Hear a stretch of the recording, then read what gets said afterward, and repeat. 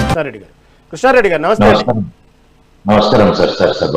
కృష్ణారెడ్డి గారు, మోదీ వ్యాఖ్యల తర్వాత ఒకసారి మొన్నటి వరకు బడ్జెట్లో ఊరటనిచ్చిన కేంద్రం ఇప్పుడు ఎందుకు సుంకాల పేపుతో ఇంతగా షాక్ ఇస్తున్నారు సామాన్యులకి? ఈ బంగారం ధర మీద ఏంది ఇంత భారీ హంగామా? సార్, ముందుగా మీకు మెగా 9 వీక్షకులకు అలాగే చర్చా వేదికలపై పాల్గొంటున్న అందరికీ శుభ సాయంత్రం తెలియజేసుకుంటూ సార్, ఇందాక పెద్దలు కోటేశ్వరరావు గారు మాట్లాడారు. సుభాషితాలు బీజేపీని విమర్శించడానికి, మోడీ గారిని విమర్శించడానికి మాట్లాడడం తప్ప అసలు వాస్తవ పరిస్థితి లేనిది, పరిస్థితులకు అనుకూలంగా ఏంది, నిన్న ఉన్నది ఈ రోజు ఉండదు, ఈ రోజు ఉన్నది రేపు ఉండదు వ్యవహారం. నెహ్రూ గారి పీరియడ్కి ఇప్పటికి కొన్ని పోల్చి మాట్లాడడము. ఇప్పుడు అప్పుడున్న పరిస్థితులు వేరు, ఇప్పుడున్న పరిస్థితులు వేరు. అప్పుడు ప్రపంచ దేశాలలో తిండి కొడితే 1 లక్ష 2 లక్షల మంది కూడా ఉండుండరు భారతీయులు. ఈ రోజులు కోట్ల మంది జనాభా ప్రపంచ దేశాలలో సెటిల్ అయ్యిండ్రు. వాళ్ళు బతుకు తెరువుకోయినరా, లేదంటే వారి భవిష్యత్తు గురించి పోయినరా, దేని గురించి పోయినరు. ఇదంతా ఒక గ్లోబలైజేషన్ గా తయారైన తర్వాత ప్రపంచం ఎక్కడుంది అంటే ఎవరికి తెలియదు. అయితే నాకు అక్కడి దాకా కామారెడ్డిలో నేను 10th వరకు చదువుకున్నాడా, హైదరాబాద్ ఎక్కడున్నదో అంటే తెలియదు. ఈ రోజు ఫోన్ పట్టుకుంటే ప్రపంచం ఎక్కడుంది, ఎన్ని నిమిషాలలో పోతే ఏం చేయొచ్చు అనేది ప్రతిదీ తెలుసుంది. కాబట్టి ఈ విషయాలను మనం ఒకసారి ఆలోచన చేసుకోవాలి.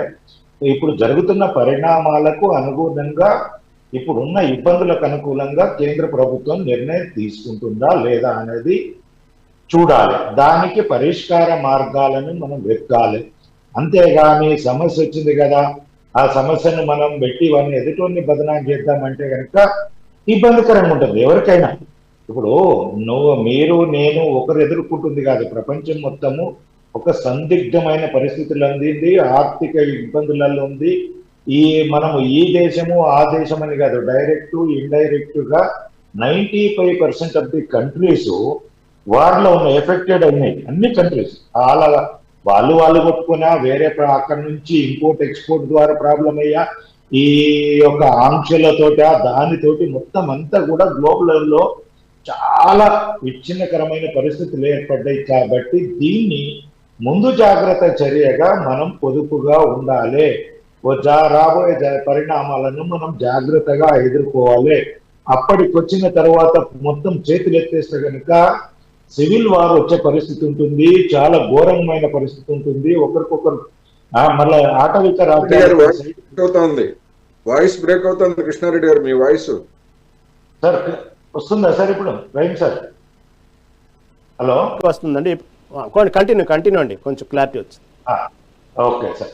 సార్, ఇదేంటంటే మనకు పరిస్థితులు ఏంటంటే చేయి దాటిపోయిన తర్వాత సివిల్ వార్స్ వస్తాయి, అటవిక రాజ్యం ఏర్పడతాయి, దోపిడీలు ఏర్పడతాయి. ఇవన్నిటికీ రావడానికంటే ముందు మనం కొంత పొదుపు జాగ్రత్త చర్య, ముందు జాగ్రత్త చర్యగా ప్రభుత్వం కొంత సూచనలు చేసింది.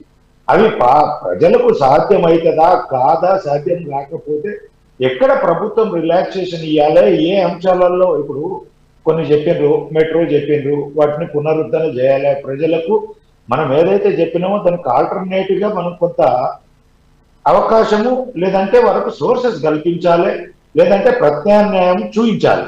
అది చూపించే విధంగా ప్రభుత్వం చర్యలు తీసుకోవాలని మాట్లాడితే సమంజసం ఉంటుంది. అది మెట్రో గురించి మాట్లాడారు, కరెక్ట్ ఉంది. కొన్ని బస్సులు ఇంప్రూవ్ చేయాలి, అంటే పబ్లిక్ ట్రాన్స్పోర్ట్ ను ఇంక్రీజ్ చేసి వ్యక్తిగత ట్రాన్స్పోర్ట్ ను, కార్లు ఇవన్నిటినీ కొద్దిగా తగ్గించాలి. ఇప్పుడు ప్రభుత్వ ఇప్పుడు సెక్రటరియట్ ఉన్నది సార్, నేను ఎక్కడనే చెప్తాను, మన సెక్రటరియట్ ఉంది. పొద్దున్న లేస్తే ఆడ పోతే 100 కార్లు ఉంటాయి. అలాంటప్పుడు ఇప్పుడు కాలేజీ బస్సులు పెట్టినప్పుడు సెక్రటరియట్ కు ఆర్టీసీ బస్సులైనా అలవెట్ చేస్తే సగానికి సగం తప్పుతుంది. ఏదో ఇంట్లో కూర్చొని పని చేయమంటే ఇంట్లో కూర్చొని పనిచేసే ఏ ప్రభుత్వ అధికారి లేడు. నాకు తెలిసినంత వరకు అయితే ఏ ప్రభుత్వ అధికారి లేడు. ఆఫీసులకు పోతేనే చేయడానికి, ఇంక ఇంట్లో కూర్చొని చేయమంటే ఏం చేస్తుంది. అది కాకుండా ఈ ప్రభుత్వ ఆఫీసులకు మనం నా ఒక సూచన అనుకోవచ్చు, ఇది ప్రభుత్వం దృష్టి వెళ్తే మంచిదే. ఎందుకంటే ప్రభుత్వ ఆఫీసులకు అన్ని అంటే ప్రైవేట్ వెహికల్స్ ను బంద్ చేసి ఈ రూట్ నుంచి ఈ బస్సులు వస్తుంది. అంటే ప్రిన్సిపల్ సెక్రటరీ నుంచి అయినా కింద స్థాయి అటెండర్ వరకైనా ఆ బస్సులో కొంతకాలం అందరు భరించి ట్రాన్స్పోర్ట్ లో ప్రయాణించాలని చెప్తే కొంత సమస్య ఉంటుంది. కానీ అవి కాకుండా వేరే వేరే మార్గాలు, తూతు మంత్రాలు కనుక మనం చెప్పుకుంటూ పోతే ప్రజలకు చెప్పడానికి ఉంటుంది. కానీ అధికారులు ధనము ఇది ఏవైతే అధికారం ఉన్న వాళ్ళు పాటించకుండా అయిపోతే కనుక ఇబ్బంది అవుతుంది. కాబట్టి దీన్ని ప్రభుత్వం ఒకటికి 2 సార్లు కూర్చోవాలి, మాట్లాడాలి. రెండోది ఏంటంటే కొన్ని ప్రజాసీ తోటి కానీ ఎంప్లాయీస్ తోటి కానీ ప్రతి ఒక్క కొన్ని ప్రైవేటు సంస్థలు ఉన్నాయి, ఇప్పుడు కంపెనీలు ఉన్నాయి, ఐటీ కంపెనీలతోటి మాట్లాడాలి. ఇప్పుడు ఐడియా బుల్లారం అనేటువంటి ప్రాంతానికి పొద్దున్న లేస్తే కార్స్ పోతాయి, అక్కడ బస్సులను కొన్ని ఎక్కువ పెంచే విధంగా ఉండాలి. ఇప్పుడు ఇక్కడ అలెగ్జాండ్రియా పార్క్ అంటాము, మన ఏది తుర్కపల్లి దగ్గరికి అక్కడికి పొద్దున్న లేస్తే షామీర్పేట అది లోపలికి ఉంటుంది కాబట్టి బస్సు సౌకర్యం లేదు, ప్రైవేట్ వెహికల్ అలుగుతుంది.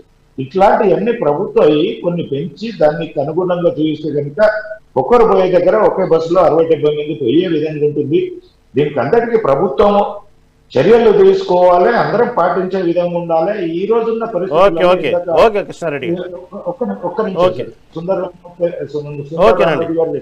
మళ్ళీ మీ దగ్గరకు వస్తాను కృష్ణారెడ్డి గారు. సరే, ఇందాక అందరం మనము చెప్పేటప్పుడు చేసేవానికి పరిస్థితులు ఏందని, మోసేవానికి బరువు తెలుస్తుంది అన్నట్టు, పాలించేవానికి పరిస్థితులు ఏందనే తెలుస్తుంది. మనం కూర్చొని చెప్పడం అంటే ఈజీగా చెప్తాము, ఇది ఇక్కడికి వెళ్ళేయండి ఇక్కడికి వెళ్ళేయండి. క్రికెట్ లో మేము గ్రౌండ్ లో కూర్చున్నప్పుడు టీవీ చూస్తున్నప్పుడు మ్యాచ్ చూస్తున్నప్పుడు అని అరే ఇటు నుంచి వస్తే అటు కొట్టొచ్చు కదా, అటు నుంచి వస్తే ఇటు కొట్టొచ్చు కదా అనుకుంటాం. కానీ ఫీల్డ్ లో దిగి పరిస్థితి అంటే బ్యాట్ పట్టుకొని ఆడితే పరిస్థితి ఏందో తెలుస్తుంది. పాలన చేసే వాళ్ళకు పరిస్థితులు ఏంటో తెలుస్తుంది. కాబట్టి పాలన అనేది ఇప్పటికైతే సవ్యంగానే జరుగుతుంది. గత ఇప్పుడు 12 సంవత్సరాలలో ఎన్నడూ ఈ పరిస్థితి రాదు.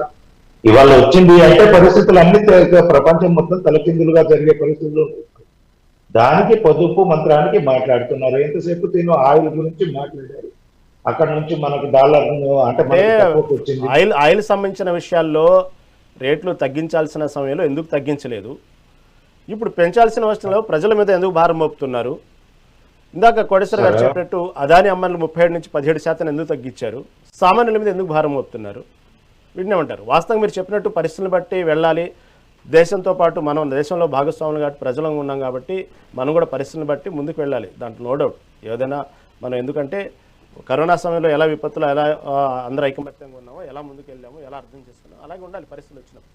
కానీ వీటిని ఏమంటారు, లాభాలు ఉన్నప్పుడేమో అలా మాట్లాడి, ఏదో సినిమాలో చెప్పినట్టు ఇందాక స్వామి చెప్పినప్పుడు పరిస్థితులు ఉన్నప్పుడు నీతులు మాట్లాడటం, తర్వాత బంధాల గురించి ఏదో సామెత సినిమాలో ఆ విధంగా మాట్లాడటం కరెక్ట్ అంటారు. సరే, ఇందులో ఇందాక మీరు మాట్లాడుతుంటే నేను అది ఆయిల్ విషయమే చెప్దాం అనుకున్నాను.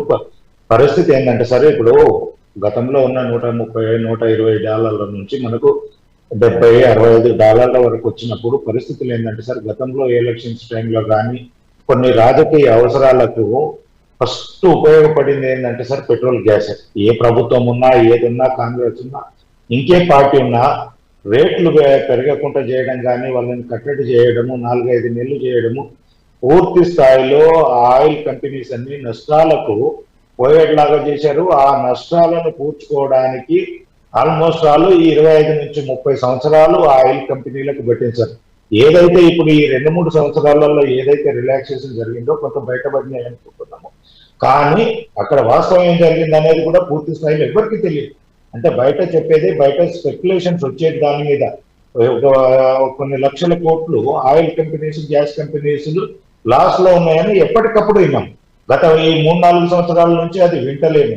అంటే దాని వెనకాల ఏం జరిగింది, ఏముండే, ఏందనేది ఒకటిసారి అవి ఇప్పుడు మనకు సప్లై చేసేవాడు సుఖశాంతులతో ఉంటే మనకు కూడా కరెక్ట్గా వస్తుంది. లేదు అనుకుంటే వాడి ఇబ్బందులు ఉండి ఇప్పుడు 1 రోజు 2 రోజులు ఆయిల్ సప్లై జరగకపోతే ప్రజలు ఎంత ఇబ్బందులు పడుతున్నారో మనం చూస్తున్నాం సార్. ఇప్పుడు ఆయిల్ బంకులు ఆయిల్ సప్లై చేసే ఆయిల్ కంపెనీ ఎవరికి అల్టిమేట్ గా వచ్చేది ప్రజలకే. ఇది ఎంతకంటే ఒకటిసారి జరుగుతున్నది ప్రజల్ని ఎవ్వరిని కూడా ఏ ప్రభుత్వం కూడా నాకు తెలిసినంత వరకు ఒకటి అంటే ఇప్పుడు స్వార్థం చూసుకునేవి కొన్ని ఉంటాయి, కొంత ప్రజలకు చూడకుండా మాత్రము ప్రజలకు ఏ పార్టీ కూడా పాలన చేయదు, ఏ ప్రభుత్వం కూడా ప్రజలతోటి మనుగడ సాగించలేదు. అందులో జరిగిన దాంట్లో ఎంత జరిగింది ఏంటి అనేది ఉండాలి. అందరినీ కాపాడుకోవాల్సిన బాధ్యత ఉంటుంది. కార్పొరేట్ కంపెనీలు లేకపోతే ఉద్యోగాలు ఎక్కడ సార్? ఇప్పుడు చాలా మంది అందరూ మాట్లాడతారు సార్, ఎంతసేపు అదానికి ల్యాండ్ ఇస్తే మాట్లాడతారు, అంబానికి ల్యాండ్ ఇస్తే మాట్లాడతారు, ఇంకో ఇండియన్ కంపెనీస్కి ల్యాండ్. అదే గూగుల్ వచ్చిందనగానే అందరూ సంఖ్యలు గుద్దుకుంటారు, మైక్రోసాఫ్ట్ వచ్చిందనగానే సంఖ్యలు గుద్దుకుంటారు. అంటే బయటకి ఎంత పెట్టినా తప్పు లేదు సార్. మన భారతీయుడు మన ఇండియాలో పెట్టి వానికి ఏదన్నా ఒక 10 ఎకరాలు 20 ఎకరాలు 100 ఎకరాలు ఫ్యాక్టరీ పెడతా ఒక 50,000 కోట్లు 30,000 కోట్లు పెడతా అంటే ప్రతిపక్షాలు ఎందుకు విమర్శిస్తాయి అనేది నాకు ఈ రోజు వరకు అర్థం కాదు. అదే బయటకు అమెరికన్ కంపెనీస్ వచ్చింది, ఇంకేదో కంపెనీ వచ్చింది, ఇంకో యూరోపియన్ కంపెనీస్ వచ్చినాయి అనగానే మనం అందరం ఎట్లా చేస్తున్నామంటే మనకు ఒకటి సార్ లోకలోడు మన ఇంట్లో వాళ్ళు చేసింది మన చెట్లు నచ్చదో, బయట వాళ్ళు చేసిన కూర పోయింటి పక్కింటి కూర పుల్లగా మంచిగున్నది అన్నట్టు ఇంట కూర నచ్చలేదు అన్నట్టు అదే ప్రవర్తిస్తాయి ప్రతిపక్షాలు. ఎప్పుడు ఈ వ్యవహారంలో పోవడంతో భారతదేశంలో చాలా ఇండస్ట్రీస్ గ్రోత్ కాకపోవడానికి ఈ రోజు మనం ఈ పరిస్థితి ఎదుర్కోవడానికి ఎక్కువ ఇంపోర్టెడ్ మీద డిపెండ్ అవ్వడానికి కూడా మనకు చాలా ఇబ్బందికరం. ఈ రోజు మనం ఇంపోర్ట్ చేసుకున్న ప్రతి వస్తువును సరే డాలర్ రూపంలోనే పే చేయాలి. మనం ఏదైనా ఎక్స్పోర్ట్ చేస్తే కూడా మనకు డాలర్ రూపంలో వస్తుంది. కానీ అవి సమానంగా ఉండాలి, లేదంటే ఒక 1% 2% ఇటు అటు ఉంటే ఇన్ఫ్లేషన్ సెట్ అవుతుంది. కానీ ఇప్పుడు మార్జినల్ గా ఎఫెక్ట్ అవుతుంది మనకు. దానితోటి ఈ రోజు మనము ఇంపోర్టింగ్ తగ్గించుకుంటేనే మన రూపీ వాల్యూ పెరుగుతుంది, మనం బలం పెరుగుతుంది. సింగరామరెడ్డి గారు చెప్పాలి ఇదంతా కూడా. ఇప్పుడు మనము ఎన్ని వస్తువులు సరే ఈ రోజు కూడా ఒక స్పోర్ట్స్ ఇష్యూ మనము ఇండియాలో తయారు చేయలేకపోతున్నామంటే పరిస్థితి ఏంది? చిన్నది కూడా ఇక్కడ ఏంటంటే ఎంకరేజ్మెంట్ లేదు. మన ఇండియన్ కంపెనీస్ ఏదన్నా ప్రభుత్వం ఎంకరేజ్ చేస్తే ఎందుకంటే వారికి దోషి పెడుతున్నారు, వీరికి దోషి పెడుతున్నారు. అదే బయట కంపెనీస్ నుంచి పెట్టినాయంటే బ్రహ్మరథం పడతారు అందరూ. అరే ఈ కంపెనీలో చేస్తున్నాడు, ఇండియన్ కంపెనీలో ఎవరైనా ఉద్యోగం చేస్తున్నారంటే కూడా సార్ మన మైండ్ సెట్ ను మార్చుకోలేకపోతే ఇప్పటికైనా ఇండియన్ కంపెనీలో పనిచేస్తున్నాడు అనగానే ఒక చిన్న చూపు అవుతుంది. ఆడు వారికంటే ఎక్కువ శాలరీ వచ్చినా సరే, ఎక్కువ ఫెసిలిటీస్ ఇచ్చినా సరే ఇండియన్ కంపెనీ చిన్న చూపు చూసే సమాజం తయారైంది. అదే అమెరికా కంపెనీ ఇంకే కంపెనీ అనుకోండి బయట దేశాలది, ఆడు శాలరీస్ ఇచ్చినా ఇవ్వకపోయినా ఒక బిచ్చగానిలాగా చూసినా, ఒక మన ఏమంటాము మనల్ని ఒక కాలనీ పర్సన్ లాగా చూసినా దాన్ని గొప్పగా ప్రొజెక్ట్ చేసుకునే పరిస్థితి ఉంది. దాని నుంచి మనం బయటపడే మార్గాలను వెతుక్కునే విధంగా చర్చ జరగాల. కానీ మనం చేసినవన్నీ ప్రతి దాంట్లో కోడిగుడ్డ మీద ఈకలు పట్టి తప్పు చేసిండు అది చెప్పి మనం బయటకు వద్దామంటే కరెక్ట్ కాదు సార్. మనం సొల్యూషన్స్ మాట్లాడుతున్నాం. ఇప్పుడు సమాజంలో ఏం జరుగుతుంది? ఇప్పుడు నేను చెప్పినాను, ఇప్పుడు మనము మన ప్రొడక్టివిటీ ఎంత పెంచుకోలేకపోతే మేక్ ఇన్ ఇండియాలో ఎంత చేస్తున్నా మనకు తక్కువనే అవుతుంది. ఎందుకంటే పాపులేషన్ పెరుగుతున్న కొద్ది అందరికి కూడా ఇంతకుముందు ఫ్రిడ్జ్ అంటే ఏందో తెలియదు. నేను పల్లెటూళ్ళల్లో పోతుంటే సార్ ఇంతకుముందు కారు అంటే ఎక్కడనో కొనుక్కున్నదంటే గొప్పగా, 2 వీలర్ ఉంటేనే గొప్పగా ఉండేది. అలాంటిది ప్రతి ఇంట్లో ఏసీ అయిపోయింది, ప్రతి ఇంట్లో కూలర్ అయిపోయింది. అక్కడ దాకా ఎందుకు సార్ వర్కర్లను కూలీ నాలి పని చేసుకుంటే వాళ్ళని తీసుకుపోయి కార్లో దించొచ్చి కార్లో ఎక్కించుకొస్తున్నారు. ఇంతకుముందు ఎడ్ల బాయిల కాడ ఉన్న నీళ్లు తాగేటోళ్ళు ఇలా మీకు పనికి రావాలంటే మాకు మినరల్ వాటర్ తీసుకొస్తే మంచి నీళ్ళు తీసుకొచ్చి పెడితే మేము పనికి వస్తామంటున్నారు. లేదంటే 2 వీలర్ మీద పోయి దించేస్తున్నారు, మళ్ళీ సాయంత్రం ఎక్కించుకొస్తున్నారు. నడిచిపోయే పరిస్థితి కూడా లేదు. పరిస్థితులు అన్ని చేంజ్ అయినాయి. దీనికి అనుకూలంగా మనం పబ్లిక్ మా మైండ్ సెట్ చేంజ్ చేసుకొని మన ప్రొడక్టివిటీని స్వదేశీని ఎప్పటి నుంచో మనము స్వతంత్రం వచ్చిన దగ్గర నుంచి కాదు, స్వతంత్రం రాకముందు నుంచి కూడా మనకు ఒకటి ఉంది. మన వస్తువులు మనమే మన స్వతంత్రంగా మనము ఉత్పత్తి చేసుకోవాలి, మన వస్తువులను మనమే వాడాలనేది. ఇప్పుడు ఏదైనా మనం ఒక వస్తువు కొనడానికి పోతే సరే, ఒక కారు కొనడానికి పోతే ఇండియన్ కార్ అనగానే ఇండియన్ మ్యానుఫ్యాక్చరర్ అనగానే పక్కకు పెడతాము, బయట మ్యానుఫ్యాక్చరర్ అనగానే ఎక్కడో కొంటున్నాం. అక్కడ దాకా ఎందుకు సార్? నేనే మెడిసిన్స్ తయారు చేసేది ఉంది ఫార్మా కంపెనీది. నేను ఒక 35 కంపెనీస్ కి థర్డ్ పార్టీ చేసిస్తాను.